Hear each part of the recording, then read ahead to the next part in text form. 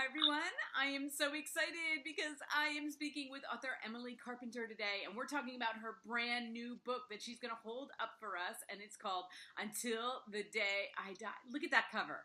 Look at that cover, Emily.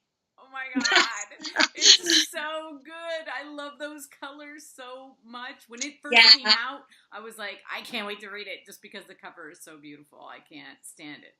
yeah. When I first saw the cover, that was like the first pass they made, and they were like, here's our best." And I don't even think there were any other choices. It was like they knew it was fantastic, and I knew it was fantastic, and I was like, "Yes, that's it. You've captured it perfectly."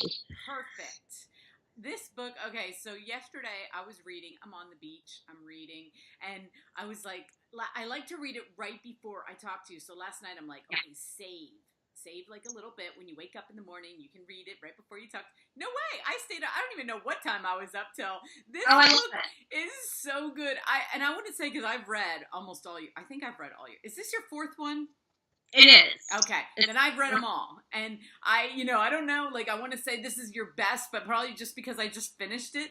But I was so incredibly good. I was like Oh, jumping up and down while I'm reading it. I'm like, because I thought I knew some things, but I didn't know anything. no, that you knew something.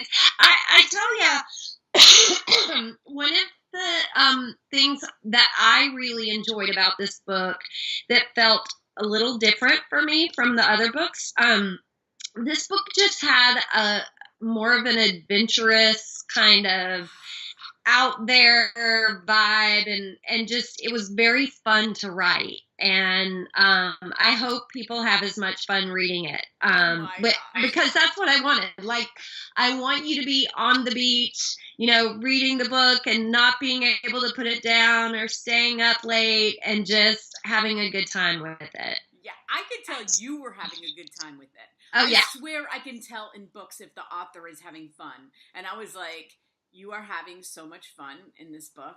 I knew it. I Like, I can yeah. tell because but I'm going to let you give me the synopsis because we want to do no giveaways here. So Okay. we have to tread lightly because I Correct.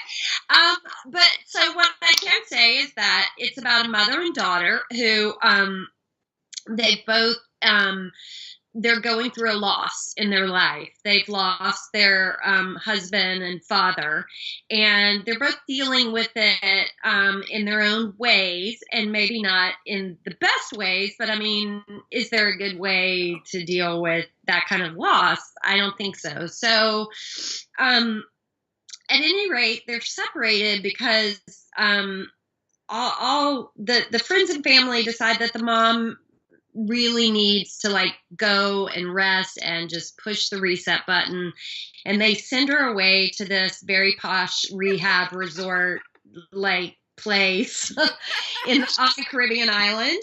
And meanwhile, the daughter begins her first year at college and accepts a scholarship and kind of gets to work there. So, but while they're separated, they both start realizing something's a little wonky with the company. family business, which is a budgeting app. And there start to be a lot of suspicions. And meanwhile, the mom, Erin, who's on the island, starts realizing this rehab resort place is not right. So ultimately, they have to kind of join forces, but in separate locations, to solve the mystery of what's happening with the business and sort of save each other and kind of come to each other's rescue. And I have so much to say about that because I was in that situation. My dad died young, Oh, and my mom, she was 40 when he died, and I was in my early 20s. They had us young, but so I really related to that part of it. You did such a great job because you almost don't know how to talk to each other when you have to, like as the mom who's falling apart, and then there were days that I was the mom, and so I really related to Shori and like trying to protect her mom because I felt like I was doing that. So I thought you did such a great job with those characters, and I'm so touched that you say that. Thank you. That means a lot. Well, and then like I kept thinking in the very beginning of the book, so this isn't a giveaway, as you're talking about Jax, I was thinking about this show, and it's this little show that I think nobody ever watched but me, and it was called *Halt and Catch Fire*. It was like, yeah, I've heard of it. Did you see it? Okay, well, if you didn't see it, it's amazing to me because they're in IT, but they're back in the '80s, and they invent some stuff. So this is like with an app, and I'm not a techie, but I want to be. So like hit me in that. If I was really smart, I love science. I have a crush on science. I'll put it that way, but I can't do it. Right. Like science is unattainable. It's the unattainable crush for me. So yeah, same. Right, and all of us use Venmo, okay, because my children make me, okay. And but this is like Venmo. Like I'm like I want you should get this app. You should do this. I think it crosses all kinds of like security and privacy and banking that I don't know if it'll ever happen, but it was a really good. I loved it. A really good thing to make a story around, I thought. Yeah. That was the other part that was fun for me, and something that was really different about writing this book was I really wanted to write it around some sort of technology. And, that's kind of the obvious one. That's the thing we all use. We all have these phones in our lives and these apps that control all the different areas of our lives. And I just thought it would be really fun to try to sort of ground the mystery in that, but then also have the characters kind of find their way out of trouble by using the app as well. So, yeah. Well, I love how you open it with Perry. He has this journal, right? Right. Like a diary journal. And yeah. So as the story, so we're going on two different points of view, the mom, Erin, and Shori, which I love that. I love that you picked like a name, like, I love that. I don't know. Like, it makes it that much more, it's like, you can't go that way with every character, but you can pick a character where you can do that, right? Yeah. Yeah, and it was perfect. So, and then we have his journal that we're like, so the suspense is building with both of them. But what I kept thinking about with each of them, because I have daughters too, that are that age, and it's like drawing strength from, like, Erin had to face her stuff. Yeah. Shori had to face her stuff.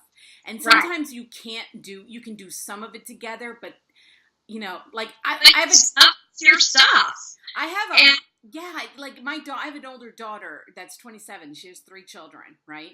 And I want to step in there because I've had children. I'm like, let me, like when her kids are sick, I'm like, okay, everybody clear out. I'll do this. But sometimes you have to go, no. I had my chance of doing it, and I have to step away and let her do it. So I love that you did that you separated them out to face their different battles. Yes. And then kind of come back.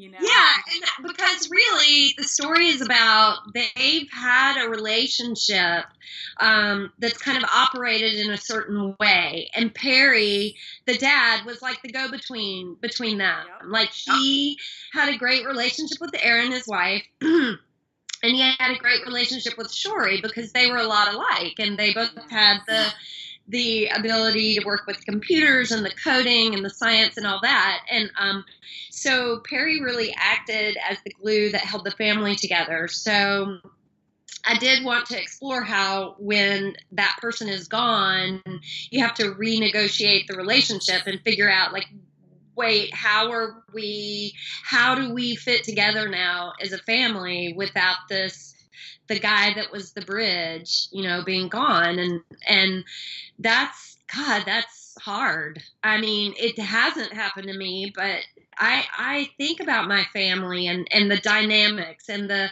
way we all connect, and it would change, if somebody was no longer part of the equation. And so, yeah, I did think about that a lot. Them dealing with the mystery and the adventure and the danger, but also dealing with their new relationship. And you know what? You just can't buy timing on a book, okay? This takes place at a college at Auburn, and there's some stuff that goes on, and literally the day the book came out, I think it was this crazy story about scamming college entrances, and I was like, close. Yeah. I'm starting to have this and I have children in college that's right now, and I'm like, it makes me real look at that whole college thing right now a lot. Yeah. Yeah. And when I was sort of trying to figure out how I could make this scam work for Shori, who kind of gets out of her courses in a certain way, I was asking my niece who went to Auburn, and I was like, so how can we, and she is such a good person. She was like, I don't know how you would. I was like, come on, work with me, think like a criminal, and we're going to figure this out. So. And yet little do we know, there's so much going on. We got Noah. It isn't even out of the realm of, Oh yeah. People are up to all sorts of shenanigans. Yeah. But there was one line in there that I really loved, and I didn't write it down, so I can't quote it. I'm going to have to paraphrase it. But it was Aaron talking about the building up of the company and how that was the fun part. And I was thinking about it while I was eating breakfast. That's why I didn't go back to look where it was, but I was thinking about that thing, because I always feel like my business and even your writing, your business, it's like what do you want to do? What do you want to hit? Do I want to be the number 1 YouTuber? Well, if you did that the next day, would that be any fun at all? No, it's the process. I mean, if you sat down and wrote a book and never had to redo a draft or something, right. It's really the work and the journey. The journey. And I loved how you put it, and I'm sorry that I don't have the quote, but I don't remember either. But yeah, and that was definitely Erin's personality. She's a builder, and she's a go-getter, and she's a problem solver. And I loved that about her. She was. And two, something I thought about with the both of them, they were both such capable women that this was the kind of situation they would find themselves in, without Perry, that was really going to throw them for a loop, So. Well, I just thought I'd tell you, because I'm like, isn't that cool when you write, of all the things about that book? I mean, and there's so much. And, that was the one thing I was thinking about at breakfast this morning. I was like, I really do love that part, that just made me smile. So I, had to tell you. But anyway, so this book is crazy good. I'm just going to tell everybody that the last part of this book is so amazing, but if you read it ahead, you won't get it anyway. So don't read ahead, because you won't. Don't read ahead, because you won't get it anyway.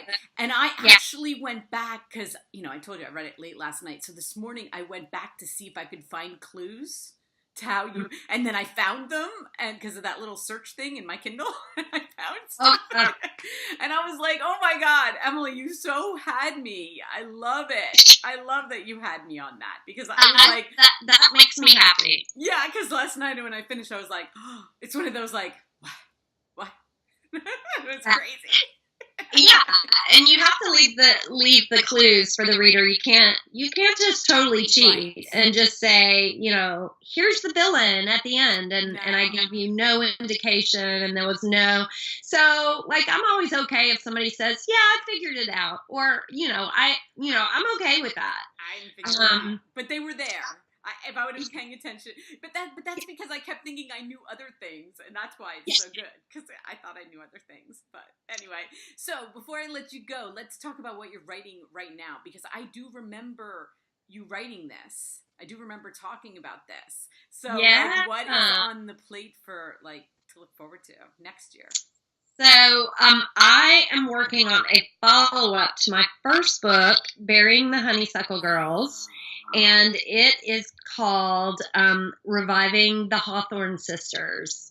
And it follows, it's not necessarily a sequel, although it's like Honeysuckle Girls in that there's a dual narrative timeline. So there's like a present day story, and then there's a story that's set back in the 1930s, and it follows Dove, the character from Burying the Honeysuckle Girls, and her life and like some shenanigans she got up to. I love that. I love when you guys bring back characters out of books and, make it a whole new thing. That's going to be so much fun. I can't wait. Thank you so much for talking with me. I'm going to have all of Emily's links. I'm going to have the Indie Bound so you can go to your local bookstore to find it, along with Amazon if you just want to get it on your Kindle today, because that's what I did. But but I am so happy for you. I love reading your books so much, and I get so happy when you have a new book coming out. I really do. Oh my gosh, and this one was so good. Talking to you. Yeah, I was like, it was such a great day yesterday. Your book just like enhanced my whole day. So okay. That's what we want. Lifting everybody up. Right, exactly. Well, next year we get to talk again. I can't wait, Emily. Me either. Thank you so much, Michelle. Okay, we'll talk soon. Bye-bye. Bye.